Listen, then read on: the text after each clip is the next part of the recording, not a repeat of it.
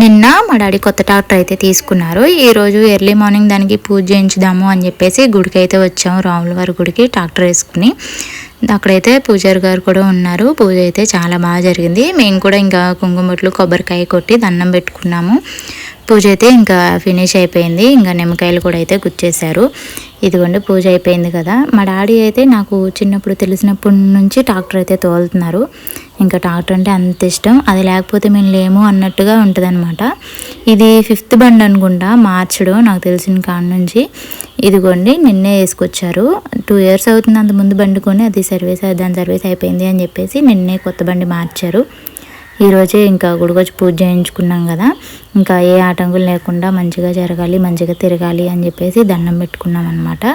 ఇంకా మా డాడీకి ఎందుకు కొత్త ట్రాక్టర్, ఇంకా రెస్ట్ తీసుకోవచ్చుగా, ఓకే అయిపోయిందిగా అంటే, ఓపుకున్న రోజులు పని చేయాలి, ఖాళీగా కూర్చుంటే ఎలా ఏమొస్తుంది అని చెప్పేసి అంటారు. ఇంకా రాములవారి గుడిలో పూజ అయిపోయిందనమాట. తిరుపతి తల్లి గుడికి అయితే వచ్చాము. ఇక్కడ కూడా పూజ చేయించుకుని తర్వాత ఇంటికి వెళ్ళిపోదాము. అందరూ ఇదివరకు అయితే ఎక్కడైనా ట్రాక్టర్ వేసుకుని వెళ్ళేవాళ్ళు ఏమున్నా కానీ, ఇప్పుడైతే వింతగా చూస్తున్నారు, ఏంటి ట్రాక్టర్ వేసుకొచ్చారు అన్నట్టుగా.